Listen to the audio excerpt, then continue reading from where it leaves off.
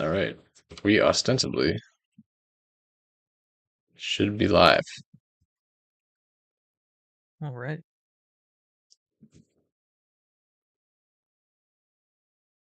Ready? Let me double check.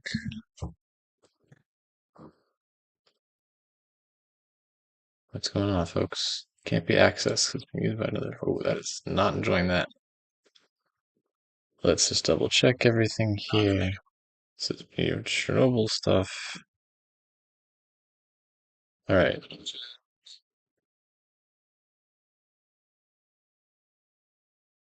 Huh. Can't be accessed. That is not enjoying that. Let's just double check everything here. There's a weird element. I can show this to the stream too. As soon as I get caught up to myself.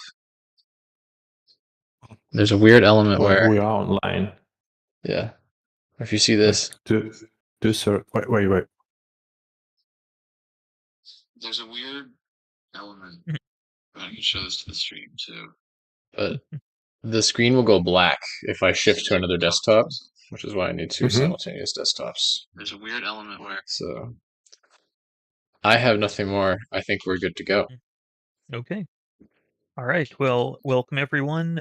So today we're going to be discussing a topic that's been in the news the last couple weeks. We saw a lot of mobilization in Washington over this, and that's kind of the collective European support for Ukraine amid kind of this global uncertainty in response to a number of actions we've seen. So we're going to look at that from kind of a you know aid support, geopolitics, kind of where things are right now up to the minute with kind of European support. So we'll go ahead and kick that off. So, Yeah.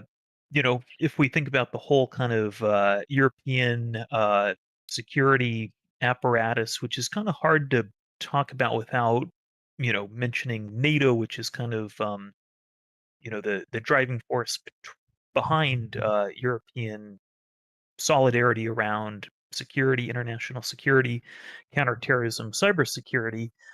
That's really been tested in a way that NATO probably would not expect, given that Ukraine is not a NATO member. And so we've heard this kind of rhetoric before. Europe is kind of supporting Ukraine because if the war were to spill over, then NATO's directly dragged into it. So we're going to discuss that. And there's even an event that happened this week that is not included on the slides. We'll kind of get into with regard to Poland within the last kind of day or two. But yeah, so I'll kind of pause there if anyone else has anything to add on this slide right here. Not yet. Not Okay. yet. All right. You had an opportunity to dunk on the Europeans and you're not taking it? Well, that's too easy at this point. I mean, they do it to themselves more than anything else, but like, Yes, they do it themselves, but they also relied a lot on the United States, except France. no. So France decided that they're better than that, and they will manufacture their own shit. Well, do we need to edge ourselves here with this, or do we need to just like come out with the blatant European escalation frustration now, or is that they're going to be a more topical place for that later in the slides, Steve? There will We be. can There do it. will be. Oh, we can do We it now. Either one. So we need like We snide can do it one-off remarks. every time possible. This is only the introductory slide, but that's setting us up for the rest of the talk. Multi-year All right. frameworks, industrial ramp up. That means they'll be ready to go by 2047 to maybe have a Exactly. tank war. Yeah. Maybe. Goddamn. All right. All right. So, No. how kind of big, but how important too, I think, is European support to Ukraine. And again, I want to be clear on using that term European support, which may imply that there's more kind of cohesion and solidarity when it's not necessarily the case. And it doesn't also mean European Union support, and it doesn't strictly mean European NATO support, right? I think we're using that term to describe kind of a composition of all of the countries, even though there is some disagreement with the level of support, the type of aid and military hardware being sent over there. So I just kind of want to make that distinction clear, that there's not a unified, European support. Fairly unified, but not universally. I wouldn't have said so. Um, at this point, I think since what was it, October of 2024 last year, I think before the election, the Biden administration had kind of kicked off one last, support package, if you will, to Ukraine, and the spending certainly has gone down since then, since January especially. So as we see here, now Europe's really kind of footing the bill for a lot of the support there. Any Question: how can we distinguish kind of the European attitude from the American attitude? Because they're different. Because Yeah, American. So I guess how would you guys start to tackle that? Because it's something I think we should definitely touch on if we're going to be doing this. well, again, I think we should be clear in our definition, because I think it's hard to say European support. Like, what does that look like exactly? Because certainly some countries are not as steadfast in their support, and others are. So, are we talking about European Union support? I don't think so. And again, I don't think it's necessarily European NATO support. It's kind of all of the countries as a whole who are supporting. Is that fair to say, in terms of just the term, right? Because American support means just one thing, one government, but that's not true with Europe. I think the thing that'll be harder, maybe, if we think of it as a European continent, I think it'll be straightforward. The thing we don't want to do is conflate EU with Europe here, because there are large players that have contributed to Ukrainian security, such as Norway, that don't necessarily wrap up on that flag. But their contributions have been, steadfast and Hmm. unwavering, and I think valuable since the start of the war. So I think as long as we can keep that line between, Europe not meaning EU here, technically countries like Slovakia and Hungary and Turkey are all like NATO, and I guess Even geographically, Serbia, guys. yeah, Serbia, which these are all Russian hotspot Well, places. yeah, so like, Hmm. which is controversial. Well, and on top of What's controversial, why? it is. Why? Well, What? I What's mean, controversial about it? well, they kind of like lean into towards like Russian side usually, but money is money. $20 to $20. So they Where's that? Which way is that $20 leaning in the example of the Orthodox no, Serbs? I mean in terms of like selling Ukrainians the like old NATO supply that they have Oh, or had. Well, there.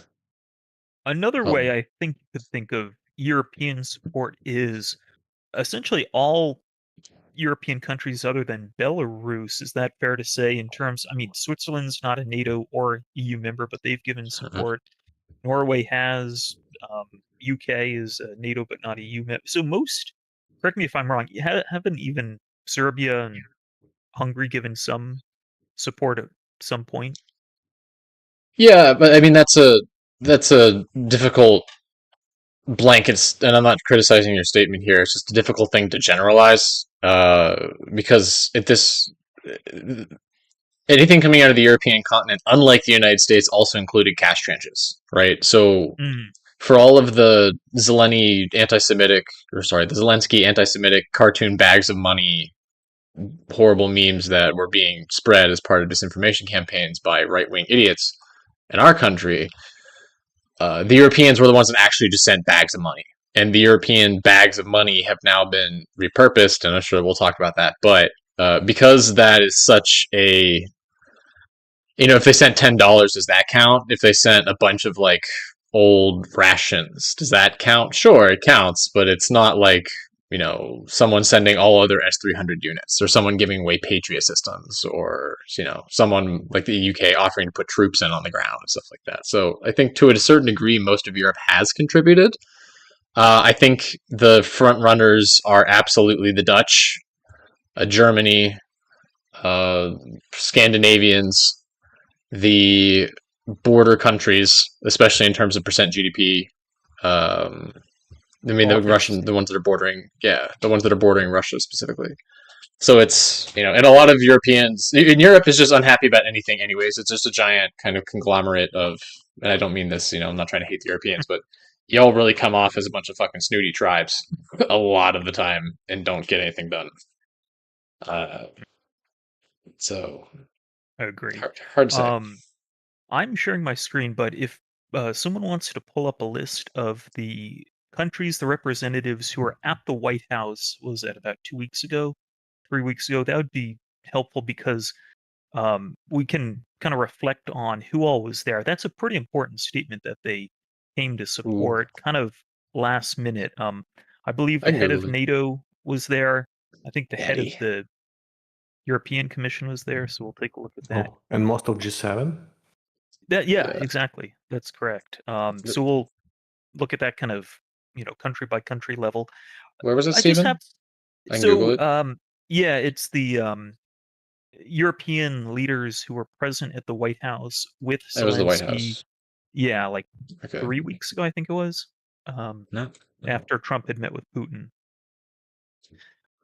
So they've come together to put an aid package together. So here again, we have to be kind of clear on the term European support because the EU as an entity has passed a number of aid packages. So that's kind of a slightly narrower definition of European support, I suppose, but I think I'd call it EU support instead because those funds are coming from EU member countries in the form of grants and loans.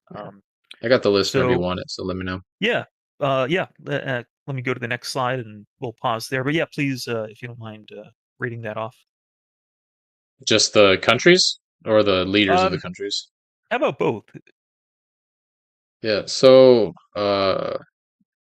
representing, I guess, the European Commission would be von der Leyen, kind of a controversial individual, especially in the context of the war. British Keir Rodney Starmer. From Finland, Alexander Stubb, who I'm not familiar with. I should know more about this guy. Obviously, the president of Ukraine. Zelensky, Donald Trump, Macron, French. The Italians showed up, which was kind of an interesting thing. They can't miss the meeting where like the French are present. It's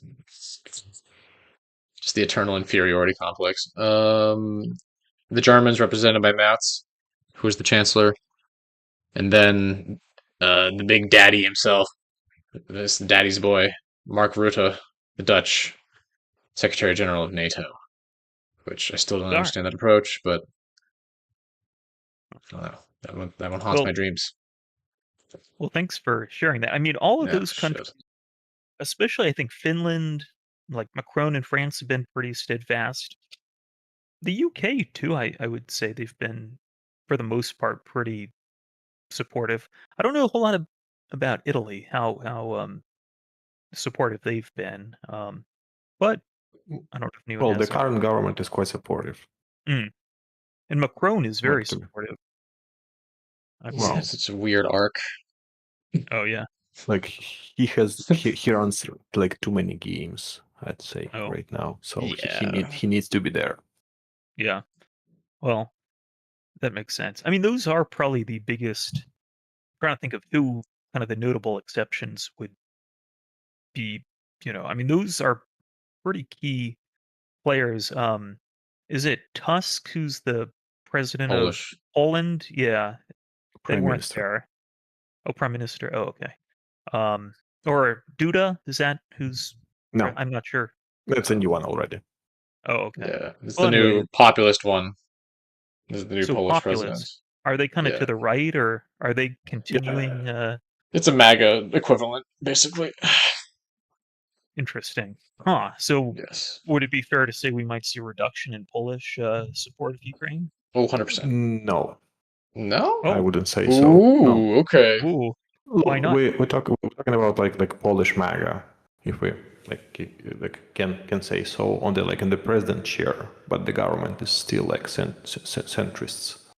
Mm, So government has more power. So and we don't know what happens. So we don't know how the society will react in the future to the and Russian attempts to interfere their sky, etc., etc., etc., like logistics. I'm going to counteract with 2 points and sure. agree to disagree. Okay. Number one, the Poles give a lot of help that's kind of invisible because it's a lot of social infrastructure, medical infrastructure, just general housing the millions of Ukrainians that live there that can very easily be pulled away and that will never make the front page news. Point number two, the Polish have this weird, I don't even know what to call it, sensitivity, I guess let's call it that, to FSB, KGB BS about Mm, World War II. It is there.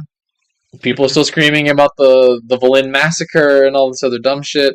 So that, for whatever reason, is still an extant force. Of what mm, scale and size, I do not know, but it is a thing. Because we still, to this day, see from time to time these active disruptions in the grain flow coming out of Ukraine, which is absolutely agitated by Russian intelligence for operations. Because Polish farmers think that they're going to ticker dares, right? And the ticker dares thing is basically the same MAGA precursor that we have here, and it just took time for it to spread. So how much will it spread? Hopefully not too much throughout that centrist government, Artem. I would love for you to be right. I would love to be wrong. But there's definitely it really room. depends.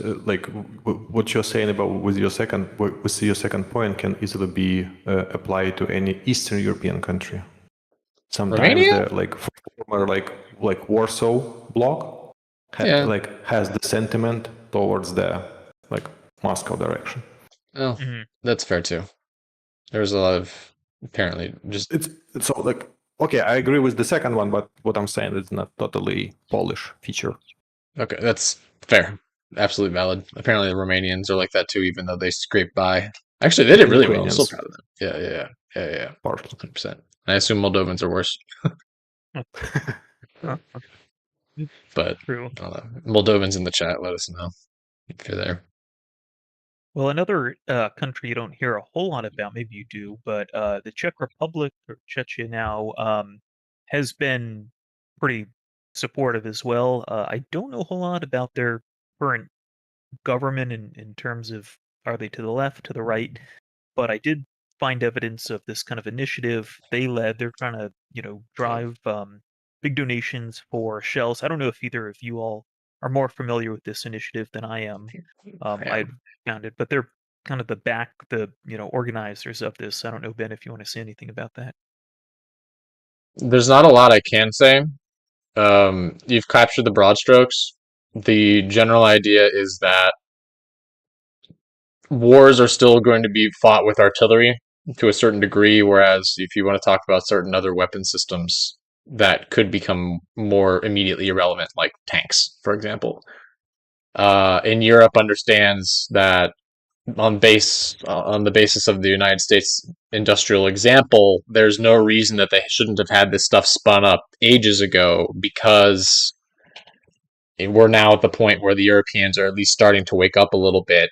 What is it, 1,300 days into the war at this point, the full scale war, and say, it is actually only Ukraine keeping the wolves out. So, in the interest of producing a lot of standardized artillery, which is the 155, is the post 90s NATO standard for the vast majority of systems that I am aware of, with certain exceptions that aren't using, or 152s like old Soviet caliber and stuff like that. That was the idea here, because the Checker, that I think they're the ones with the guy that has the really white hair, the really handsome dude, and he wants to get all this stuff up and running. It's obviously taking longer than expected. So there should be optimism. There should also be realistic sense of what's being promised in terms of like things being sourced globally. These things don't get just sourced out of thin air. And it's not simple to organize these things if you do not have the existing infrastructure for it. So the thing that also is important to be worked out is this now, Stephen, to your earlier point, this lives outside of everything we previously discussed. So this is not a NATO thing. It's not an EU thing. It's its own separate thing that now has to be integrated, and it's, anything that you want to integrate into any military process takes time. Yep. So is it a good idea? Yes. Is it need to actually prove its own concept? Kind of, yeah. Sure. Sorry, that was a bit of a tangent. Takes time. But... Well, it's like, it's not European part, it's like regional part, like thing, let's say. But just, I mean, because... yeah. Okay, sorry. But Russia has the economies of how many other countries behind it in terms of just producing artillery rounds. Like, the scale here is just incredible. And I've not seen anything that's even remotely starting to touch the battlefield need that Ukrainian has on a daily basis. Will this help fill the gap? Yes. Will there still be a gap? Yes. So, who knows? Well, let's talk about another initiative. We see here kind of the donation of F-16s, which Zelensky had been asking for from very early on. And that's happened to some extent, certainly under the number they need. But, the Netherlands had kind of transfer. They get credit for, a lot of these aircraft. I believe they're all coming from the U.S. And if I understand correctly from the research I've done, the F-16 is an older model replaced by the F-35. So they have agreements with the U.S. as NATO countries to buy the newer model, and then they can kind of lease, lend, or donate the older ones to Ukraine. And they've been hosting training with the Air Force. The question, though, is how effective are these against what Russia has? I don't know if they're using MiGs, if they have something newer, but any thoughts there about how effective? I mean, the F-16, I think, is decades old at this point. We don't use them. I don't believe in the U.S. Air Force. I'll let someone else speak because I have a lot to say about this too, but I'll try to be brief. Well, it seems like a coalition, but I'm not sure that it makes a big difference right now. I mean, we're glad that we have some Air Force. F-16 is a great choice from what is possible at the moment, because it's enough of supply probably even for those like machines. But still, it's not enough on Western side or Ukrainian side to prevail in here.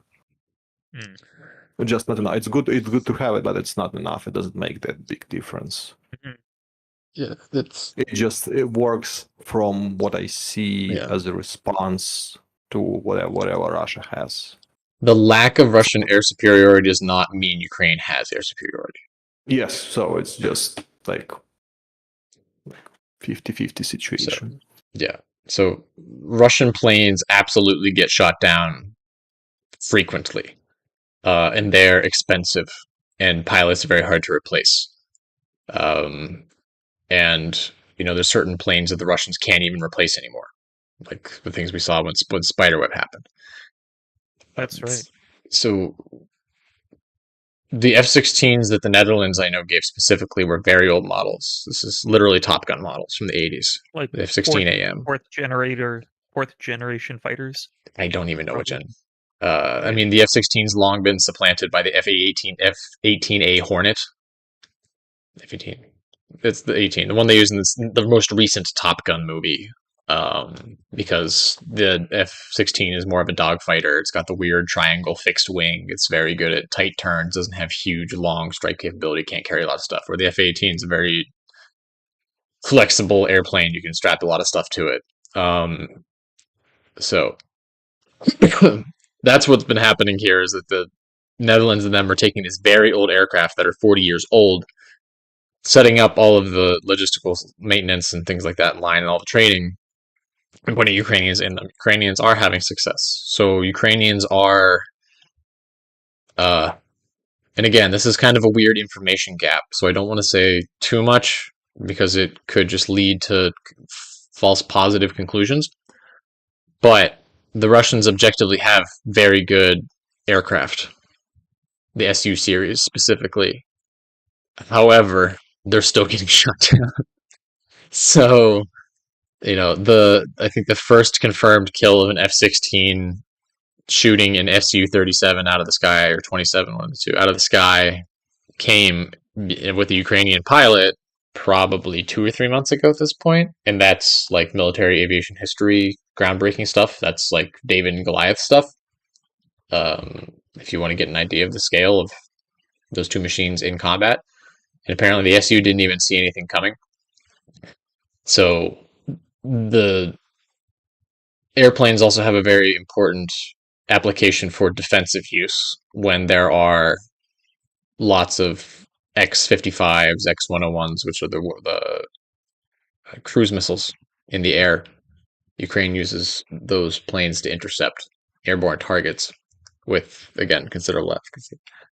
But it's, I think when people think of what a country's air force is, everybody kind of comes, at least from the American perspective, you definitely come out of the American perspective of like, we just have way more planes than anybody needs ever for any conflict. You know what I mean? Like, Steven, I don't know if you remember watching like the invasion of Iraq on TV when you were a kid. Yeah, that's right. How long? I mean, we had air superiority over the entire country in less than like a day. Oh, yeah. Like this and is even in the first Gulf War too. Yeah, it's terrifying the shit that we can do with airplanes. But it's also very important. So that's I'll keep it to that. Sorry, that was a lot. All right. Well, yeah, that was good. All right. Let's move on to another topic, kind of European support. A number of public opinion polls have been done, and support has been pretty steadfast. I don't know exactly the metrics or methodology that the pollsters are using here, but as of a couple of months ago, 76% is overwhelming, right? In terms of any kind of political issue like this. 72 support sanctions on Russia, probably indicating that the sanctions currently there are not enough, is kind of how or the continuation of those sanctions is how I would look at it. Certainly, I believe that number would be much lower in the U.S. If I had to guess. But what does this tell us? What's the significance of this continued support? I'd also want to know, kind of, was this the EU? Is this all European countries? I'm not sure about that, but broadly speaking, we can say there's steadfast support among the European populace for more aid, sanctions on Russia. What does that mean? I want to see the graphs of the countries that voted to not send aid to Ukraine, because that is, in certain ways, an answer to your question, I think. That's true. Well, like we can speculate on that support and like of countries. Like no one hides anything right now. Oh, the Swiss are hiding. The Austrians want the oil. The Hungarians want the oil. The Slovakians want the oil. That's the big scandal. Yeah, so all like countries for money laundering plus Eastern European like half democracy countries. You're calling that's a generous half if you're giving Hungary half. Well, I'm just being polite because like it's difficult to explain or even imagine why like a country being like the EU member and NATO member be like in favor of Russia. Like, what's the point of this? Money, money, money, money. Yeah. Also, I mean, if you want to have a discussion about FICO, for individuals, but those money are not spread like for the entire country. Who needs that? True. People still have difference when they go to work to some gas station in Austria, neighboring Austria, so they have like 3 times bigger salary than in some Hungary. True. Yeah, but Fair point. What do you guys think happened to Fico? How would you pronounce that guy's name? Fico? Fico? It's Fico, isn't it? I He don't was know. shot by a Russian supporter, sympathizer, is what I heard. But he lived, I thought that apparently. was like in April. That was like way back. Yeah, no, it was. Yeah, I heard about it when it happened, and I guess he survived. And to be honest, I haven't heard a whole lot since then. Because he did this whole like flippy floppy get Ukraine off of Russian property kind of thing. Right. He was very anti-Ukraine vocally, and now he's all like weirdly buddy with Zelensky, or at least he's trying to be. I guess I don't know. Trying to be. Yeah, seemed like it. So another development we've seen after, so what was that, about a week and a half ago, 2 weeks ago, right, was this kind of collection of, I think BRICS might be the best term to use, but that doesn't fully encapsulate Axis. because access It's anti-US. I mean, low. Kim Yeah. Jong-un was there. What does that tell us? Putin, Modi, all these other, and it's hard to kind of put all the countries who are there into one category, but they're not, European leaders. They're not the countries we think of as the West, right? Who have really been giving support. And I don't even know if the West is the correct term, because you have Japan and South Korea who've, It's kind of hard. joined yeah, it's hard. But It's a different again, discussion. it's kind of Yeah. BRICS countries, India kind of, continuing to buy Russian gas. North Korea, probably the second most supportive country of Russia after Belarus, perhaps, maybe even more. They're actually sending people. So how is that significant? Trump said he's not really concerned about the summit that happened, but how significant of a takeaway is it? We saw China kind of parading their newest weapons. I think they have hypersonic ICBMs, apparently, all this Yeah. new stuff. Now, China's obviously not at Such war Russia. with Ukraine, and they're not sending hardware as far as we know, but they're also not really supporting Ukraine. So is it significant? Who knows? Any thoughts there? Well, support of the Axis is reliable for Russia, that's for sure. True. Yes. Yeah. So if we don't call those countries like BRICS Axis, we can call them like anti-democratic countries, because Yes. democracy is something is in common that they lack. That's Yes. true. Strongmen, authoritarian. I mean, they don't have elections in a lot of those countries. They do in India, but They don't need. That's why they can plan Yeah. like for years. that's true. There's. That's a good point. Yeah. I mean, I'm not a military expert. I'm also not a military expert. This access that we've been talking about on this podcast since this podcast has started, because it's been visible to everybody that has followed this issue, that there is an axis. You can call it an axis, whatever you want. I'm referring to the hostile, fascist, and or other authoritarian, totalitarian powers that we define as Axis in World War II. So I'm just going to call them the Axis, the New Age Axis. I don't know. We can come up with a band name for them, I guess. They represent, in any case, a massive threat to the United States, because even if they're not plotting against us now, they could be plotting against us later. And they have significant economic and logistical and military things that they've already figured out.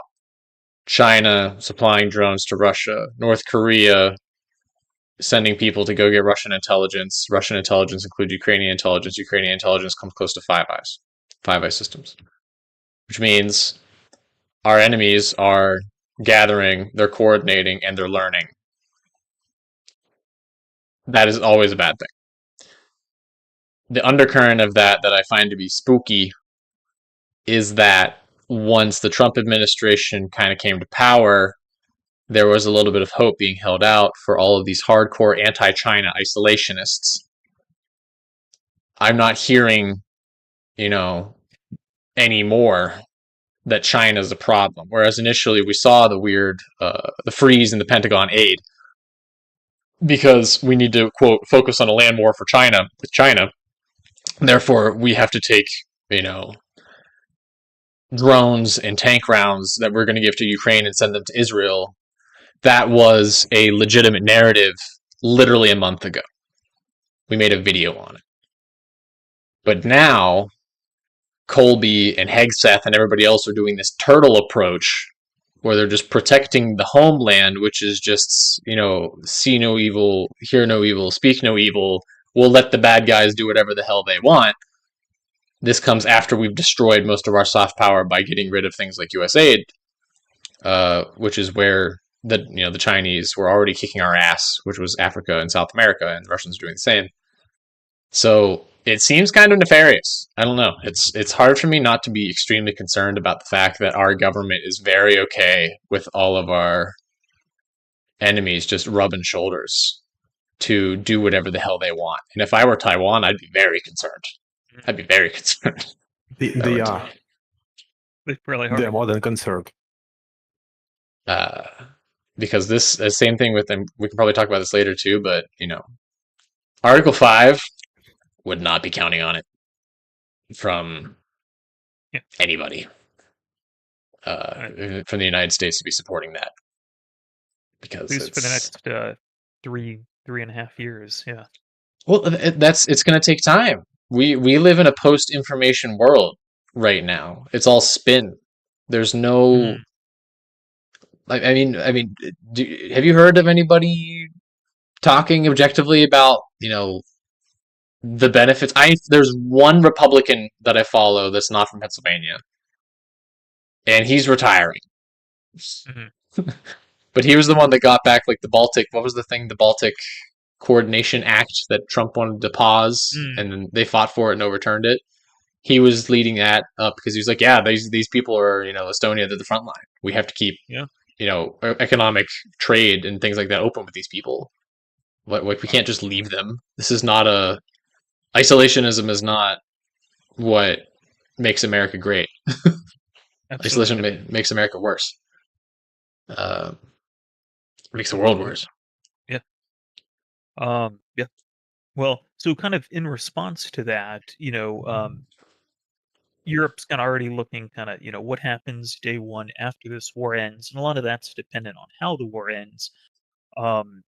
So there's been a stipulation that no matter what happens, it doesn't seem likely that Ukraine would join NATO for the foreseeable future as a condition of ending the war. So what would kind of solidarity and support look like after the war, short of a NATO membership extension? So, are they going to commit to European security if, that's something that is promised? Like, hey, Russia, end the war.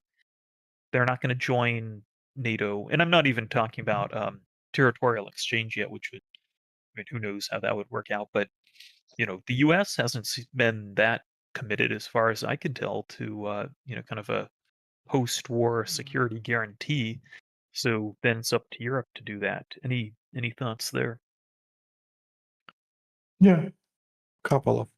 So I don't see how war will be ended soon. It may be like pause, stop, like maybe ceasefire. But the war, it seems like it's going on for years, even if not decades.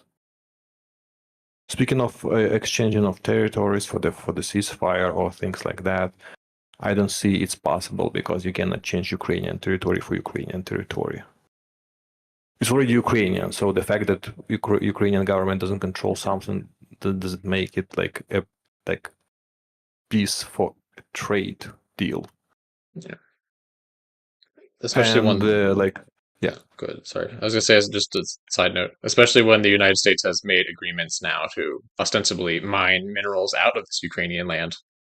So you would think that we have a vested commercial interest in that, but speaking of territory, like Crimea will be never recognized as part of Russia. Yeah. Not only because it's immoral, but first of all because on the Crimean Peninsula, all the sanctions are based. So this is just impossible. Because it's not about the Crimea or territory, it's about the sanctions. That's true. It's not gonna happen. So speaking of Ukraine joining NATO, I don't think it's possible, but I'm sure that NATO is more than welcome to join Ukraine. Yeah, I would hold out for a European defense coalition of some kind that would be far more valuable at this point than having Ukraine pulled into something that it can't Article 5, because that would be the obvious move, would be Ukraine Sure. becomes NATO, like we call Article 5 now, we want our 1991 borders back, which is, everybody gets that. That's why. The problem with democracies is like no one wants to like put on like big boy pants and admit the obvious. The war is already happening on the continent. So like how far you will allow it to go? How deep? That's a good point. Like I again will sacrifice Poland. 18 drones into Poland, baby. Well, we're gonna talk about that too, even though that happened too recently for the slides. Trump saying it's unintentional. That's what Russia said too, but Poland's not buying it. So let's quickly discuss. It was, well, just because it's so topical, right? It was no one was killed, is my understanding, but Not yet. 18 drones destroyed like a couple houses and some civilian. I don't know how far into eastern Poland it was. Do we think it's unintentional? Is it kind of Russia testing the waters? How much can they get away with? Poland's not happy about it, and this has happened before. I think like there was one drone before or something, but this is the biggest incursion into Polish territory. What do we think about that? His razor. If Trump and the Russians have the same narrative, then the inverse is true. Yeah, it's kind of my I take agree. on it. Also, yeah, maybe they don't test Trump or NATO. Maybe they just trust that like test response and see what's gonna happen if they try to do something a bit bigger for one small Baltic country. What's gonna happen in this case? Does it walk like a duck? It's a Shawhead drone. It walks like a duck. Does it quack like a duck? They started with drones that kind of like got close to Polish airspace, and they had drones that came in and went out of Polish airspace, and they had drones that got shot down and landed in Polish airspace, and now they have drones that went into Polish airspace and landed. Same thing happened with Moldova, same thing happened with Romania. I don't have a deep understanding. Go ahead, good. No, go. They don't do it like regularly. So they take 5, 6 months, 7 months like gap and try again, just a bit more and a bit more and a bit more. They got lost. They got lost. Like, have you seen my loitering munition, please? Can you ask your neighbors in Krakow?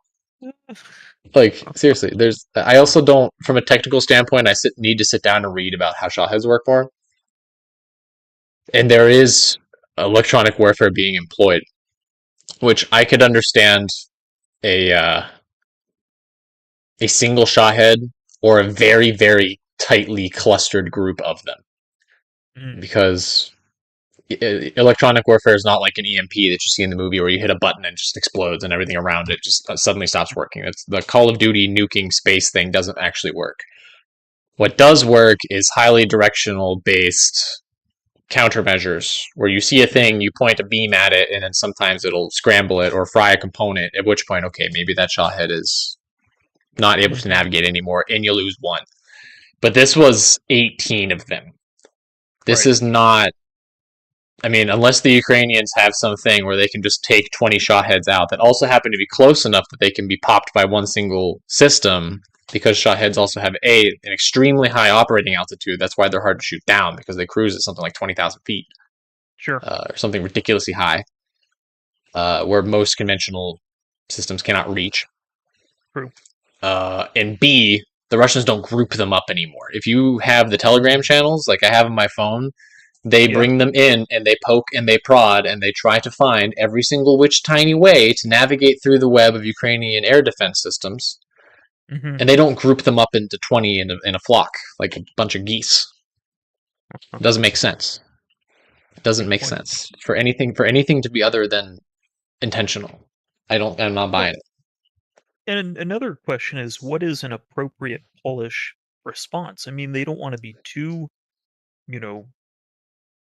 overplay their hand, for lack of a better term, but can they just let this go by? Yeah, all right, it was a couple houses. This time nobody was hurt.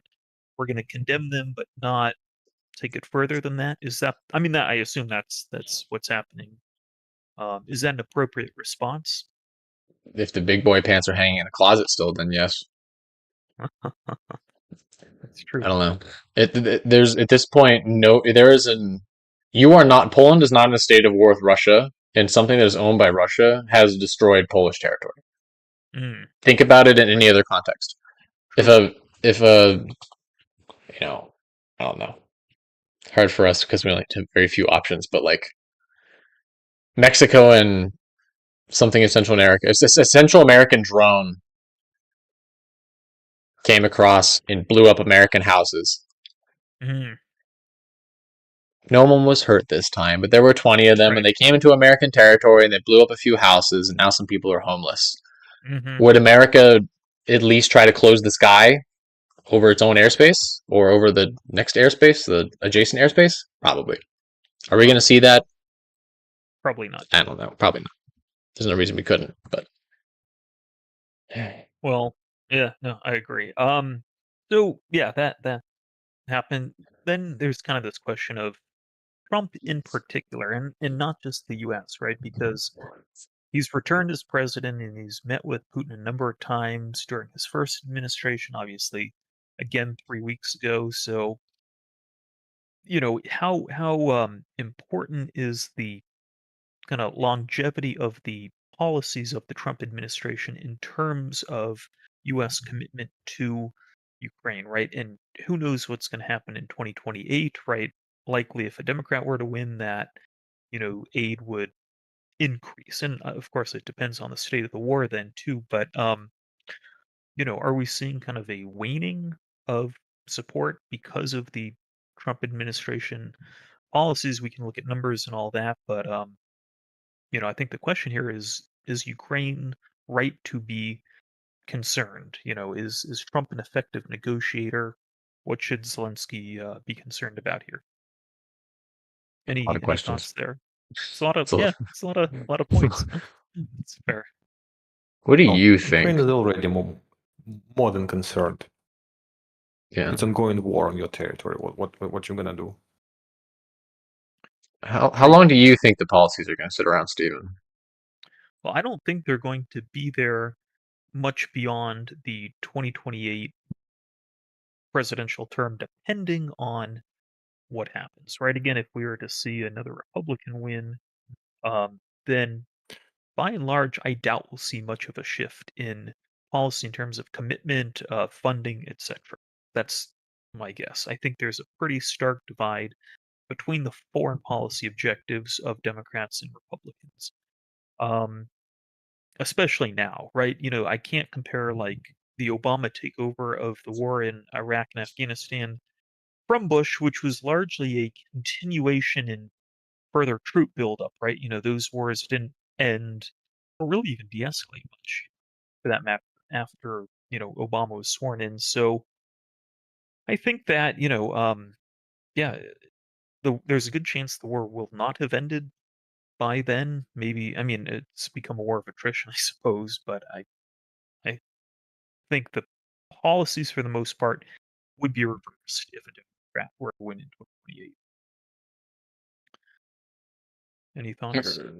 The MAGA isolationism is very key to the voter base, certain parts of the voter base, not even all the voter base, because Americans also overwhelmingly support sending more aid to Ukraine, as opposed to a poll, according to a poll I saw 2 weeks ago. And it's like, again, 70 to 80%. It's a very big number. So I think we're going to pendulum them back. I think that's why the Republicans are gerrymandering right now, is because they know that there's going to be a blue wave coming. They're trying to get ahead of it to the best of their ability to do so by any means necessary, including ones that are highly illegal and just nasty to do. But both sides are gerrymanders, so we don't have to get to that. And you're talking about a blue wave next fall, like during the midterms? Starting next fall. Uh-huh. So, because and this is kind of the inherent instability of MAGA. MAGA has to answer to MAGA must mirror the desires of Donald Trump. Donald Trump's desires are not well defined, and they're very mercurial. and they kind of change depending on the mood he wakes up in, if someone's pissed him off, if he feels he's been slighted. So while it is for American people and the American House and the American Senate, it's a very cut and dry, straightforward issue. We just passed $400 million worth of aid for them. Barring any kind of cataclysmic breakthrough event, I don't think we're going to see the needle move like we did, because we've already shed. I know we still have the industry, like the Scranton plant and the Lockheed Martin HIMARS plant and everything else. So that still exists. But until our administration sees fit to get all that revved up again, where we're just renewing our old stockpiles, and we're giving Ukraine old shit that we don't use anymore, and they're paying for it, which is a relationship we've already negotiated with them, and they've negotiated with us. What's going to change? Like, if China invades Taiwan, okay, the world's going to be all up in arms about everything, and maybe we'll see a shift. If Russia tries to roll into like Finland, same kind of thing. But well, let's look at that's a good point. Why Russia would go to Finland? I'm sorry. There are many other potential safer options. Like Poland. Why Poland? Why NATO country? Lithuania. We have Azerbaijan. I don't think small country. Nobody cares about that. No one would care about that. See, no one would get up in arms over that. That's my point. What about Georgia? Why? They have pro-Russian government there. Yeah, they're already set. They need to be doing like a Latvia-Lithuania thing if they're going to take anybody, or Estonia kind of stuff. Those are NATO countries. Yeah, but who's going to respond to Article 5? They have to do it before the German tankers show up. There's a reason that Germany is putting, I think, they've announced this is public domain, that Germany wants to put a bunch of NATO folks up in that part of the world because they're getting around that shit. It's deterrence, because deterrence works. True. But the thing that we don't, and we haven't mentioned, and maybe we could mention here, Stephen, you probably know, is we had a really good burst of aid initially that was then kind of meted out very slowly, and I think it's kind of stagnated. So we gave like the 121 billion equivalent in military gear and stuff, and I've not really heard of that needle being moved. I'm not. I have not significantly. I have not. I think we kind of plateaued. Well, let me ask it from an inventory perspective, meaning, it's well known Ukraine is not getting our best and newest technology, right? In terms of tanks, aircraft, etc. So there's this idea of clearing out, getting rid of kind of older, things that are effectively sitting in storage. Now, I don't know to what extent that has been given away. I think we still have a number of artillery, weapons, everything in reserve. Yeah. Still, I've heard we have something like 4,500 Abrams tanks, right? And they've received 30 of them as an example. So sounds about right. I find it hard to believe that there's this idea of we're running out of things, right? We can't manufacture, we can't keep up enough. Where if I were Russia, that would be another story, right? They're having to go back on old things. So it seems to me like what I've heard of the information publicly available that we can keep giving them older hardware. So that's significant. I think, our older hardware is still much better than what they have, and I think it's better than Russia's too. Well, it's definitely better than what Russia can defend against in a lot of areas. They just rolled out the Flamingo. So, I mean, they're building their own stuff, and they're the world's best drone pilots and drone combatants ever. Mm-hmm. So, yeah, that's a good point. When you say old hardware, so first of all, it exists, unlike in Russia. That's true. It's the defining characteristic. Well, that's the biggest advantage of it. So the second point is if we hypothetically can imagine that the United States can deliver 2,000 tanks to Ukraine. So I believe it's enough of inventory to get like really deep into Russia, and Russia will do nothing about that. Yeah, I would agree with that. If I may briefly bump in here because we made another video about this. 2 notes. Number 1, Stephen, we could have a discussion on what the DoD thinks is enough. The American DoD thinks is enough, because that's already going to be insane. True. You know, because if we just, like, 4,500 tanks is a lot of tanks. Yeah. No, I'm not contesting that. I just would be very curious as to what the distribution would be between all of our cavalry corps and all of our armored divisions and everything. How many of those tanks are supposed to be in uptime? How many of those tanks are supposed to be in reserve, repair, shit like that? Mm-hmm. Especially given the fact that the tank is kind of an outdated asset at this point in a lot of ways, in certain ways. Point number 2. Oh, I lost it. Okay, so to Artem's point, this is stuff that we have no use for. This is, you know, and to Zelensky's credit, and I suppose you could say this is thanks to the circumstances, Ukraine is now at least in a position where they're just giving us money for the old stuff, and we're not treating things we've given them as a debt retroactively, which is also just gross. Excuse me.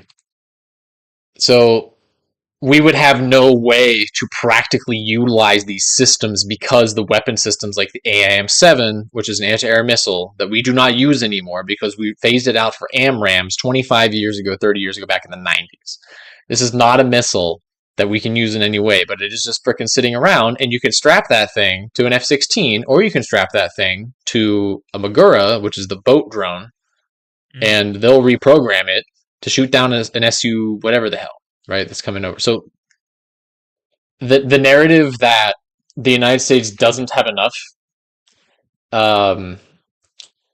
it's hard for me to imagine a situation that is so dire for the United States to be in a conflict with another country that we're pulling out munitions that are 2-3 generations old at that point.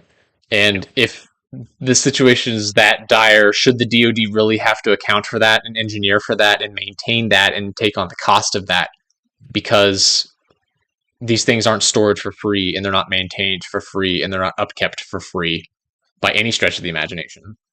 Sure.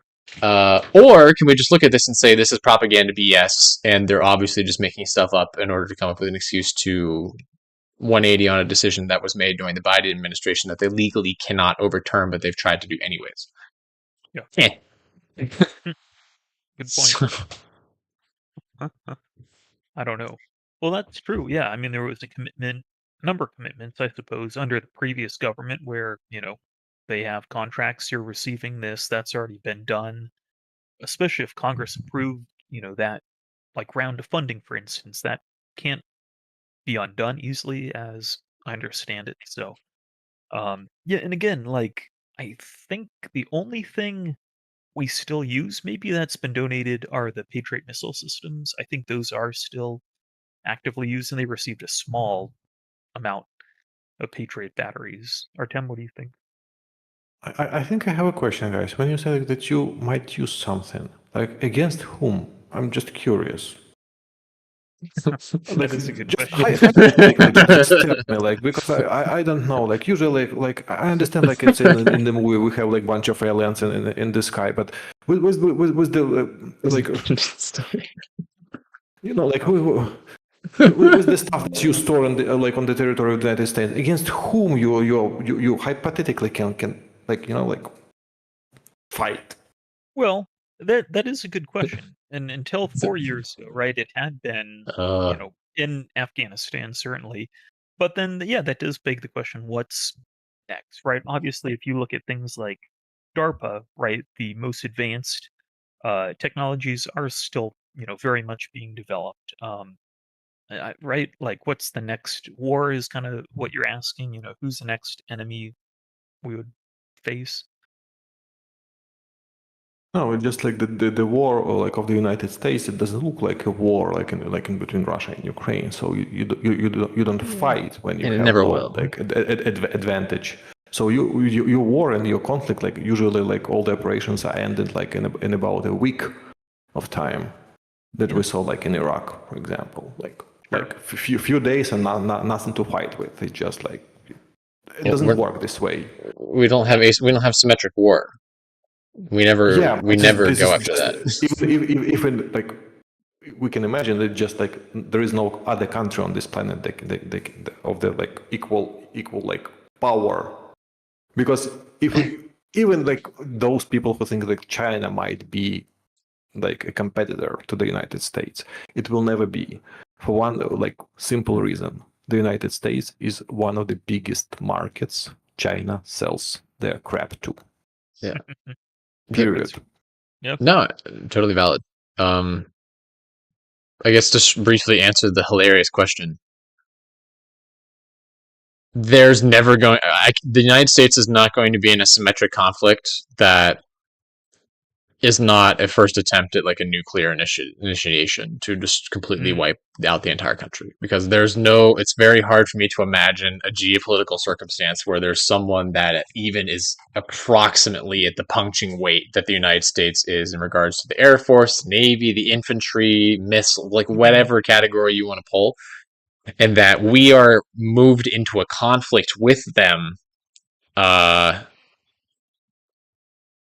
that has to be over some kind of contested resource, right? This isn't even a Cold War thing necessarily, like a Vietnam sort of thing. But this is someone invading somebody else, and that's not going to happen without nukes. And I don't think the world's going to come to that, because, again, like Artem said, there's money to be made. Why the hell would we blow each other up? Asymmetrically, things like dirty bombs, things like the Middle East, things like, I don't know, Iraq, Afghanistan too, Electric Boogaloo, maybe. I'm not ever gonna write that shit off. We can't quit Yemen. Can't quit Israel. So will we get pulled into something asymmetric? Yeah. What do we need all this shit for? I have no idea. Well, certainly, I think the first Gulf War, that was symmetric, right? Like we went to war with the government of Iraq, and it was over very quickly. Probably the most lopsided war in terms of military capability in history. But I That's what I think what we mean. had, yeah, then I don't know if that was the first generation of Abrams tanks or whatever it was. As soon as they rolled in, I think Saddam was done, right? It was over in a matter of days, basically. Yeah. There's just no. I can't imagine a theater like we're seeing in Ukraine and Russia, where there's one people on one side and there's another person on another side, and there's no man's land or demilitarized zone in the middle, or like a Korea kind of situation. If Korea were to get hot for whatever reason, that might be the only example I could even think of. Would be something like that. But like they have their tanks on their side, we have our tanks on our side. Little army men scenario. But the United States, no, we will bomb you into just a hole in the ground. And then we will infiltrate you with special forces, and then we will destroy all of your infrastructure, and then we will drive tanks in, and then it's over.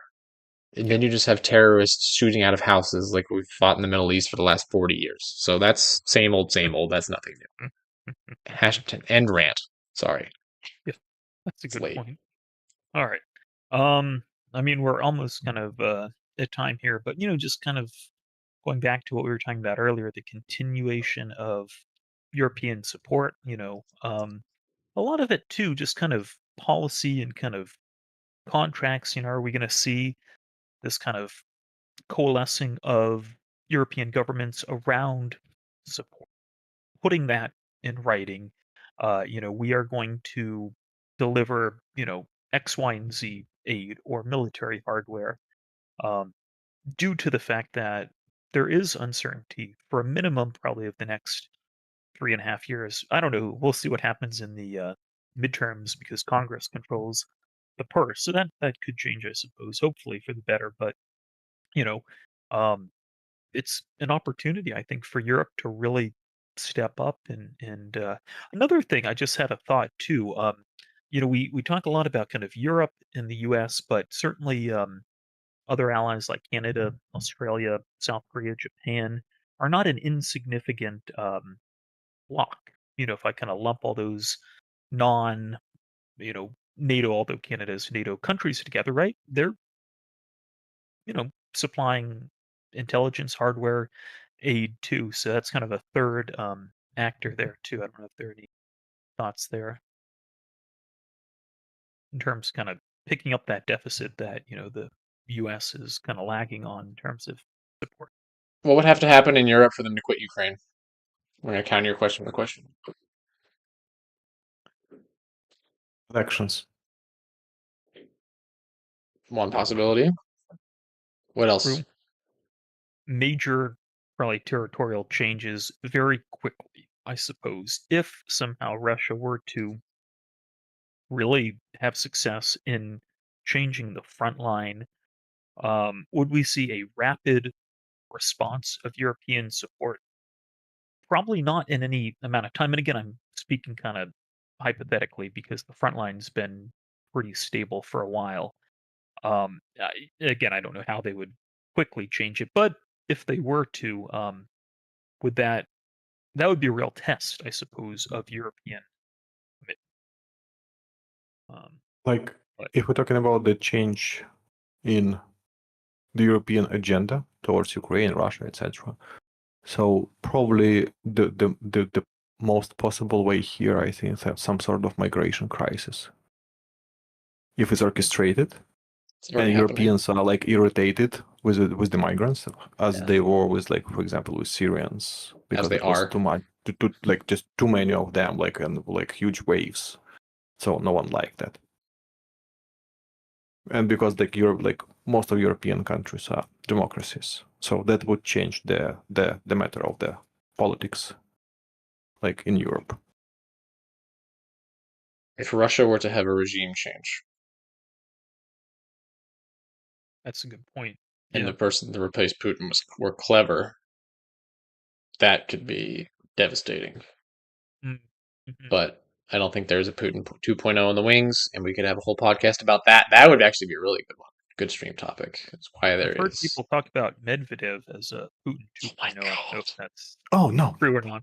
No? Medvedev has had No, double no. vision since No. 1993. I mean, come on, like Oh, he doesn't. This- He barely. No. never mind. I just God heard no. he's kind of the He's just number. like a Telegram bot, nothing else.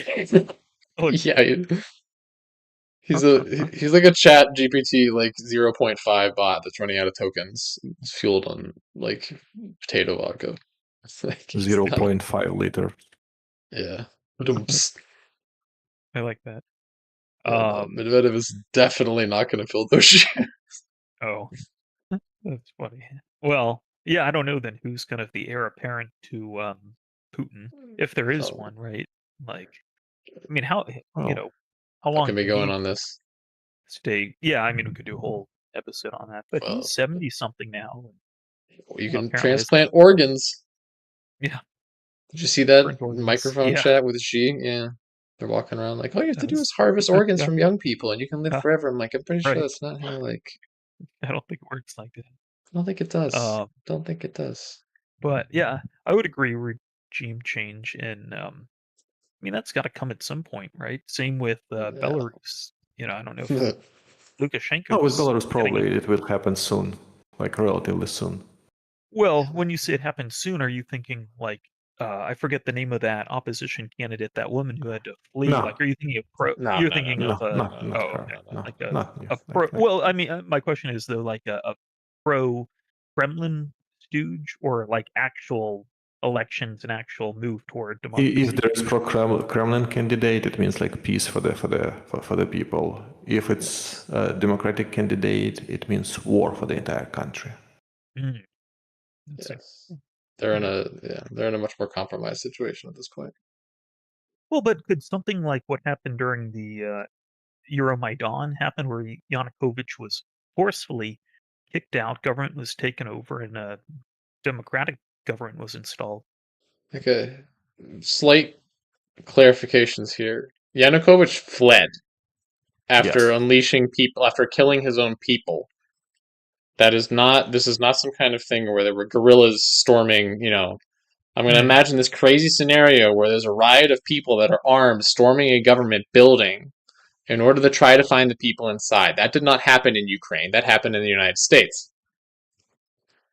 Yanukovych brought in people to kill his own peaceful protesters. That was initially just a college student protest that grew into something bigger. It's not a civil war. He got on a helicopter in the middle of the night and ran away like a bitch with cars full of stolen artwork and lots of money and all sorts of other fancy shit. And he's just waiting around to be relevant. But what happened if he were to have stayed, right? They would have, I assume, got him, executed him, like, we've seen no. other. You don't think so? No? What? Well, I mean, he was public enemy number one in Ukraine. They wanted him out. They were done Yeah, with but they're not. They don't. Uranians don't put heads on pikes here. What are you talking? Like, what? No, dude. Oh. This is their third revolution in 10 years. They're not. Well, this isn't. Like, what would have happened if he through stayed? France? If he stayed, if he hadn't voluntarily have fled, I think there'd be a trial, and well, like he made all the possible like mistakes by a stupid Russian playbook. Yeah. So he committed crimes. Could stay and just like lose another election and like living like ever happily with all this like persecution going around for decades. I see. Yeah, they would have never got him in prison. He would have if he Justice takes time. Yeah, he would have just been an opposition figure. Would be my imagining of it. But again, if he were this comes back to the conversation. If he had been smarter about it, he could have sat around as a double agent and theoretically done much worse damage. But he, again, took a bunch of paintings, stuffed them into a bunch of stolen vans. Maybe that's what we should do, guys. We should do like what happened to Yanukovych? That's a good one. Who the hell is Yanukovych? Because his biography is crazy. The dude had a wild life, just so much crime.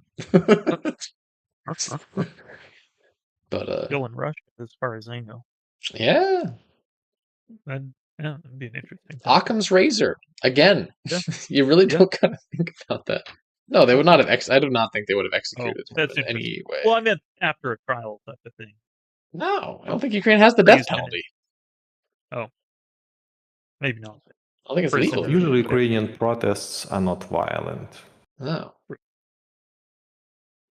I'm trying to it's remember. Not like you see like in France, like everything in like on fire. Oh, the cars, the streets, shops around. Philadelphia after the Super Bowl. Canada after a losing hockey game. No, I'm trying to remember a part of the. This is not like the Russian Revolution when they overthrew the Tsar. And that was that. No, that's Russians. The French did that in the 18th century. That's right. Yeah, Bastille Day, heads on pikes, which is a very weird holiday. So, well, that does bring us to the end of this slide, but that's after this slide. That's the final slide. Oh, all of the slides. Okay. All of the slides. All right. Yeah, cool. this was good. All right. Right. Well, we can cut the stream off if there's nothing else going on, but I'll do that. Have a good Friday evening, everybody. Chance, I'll keep this on for a few seconds after I kill the stream here.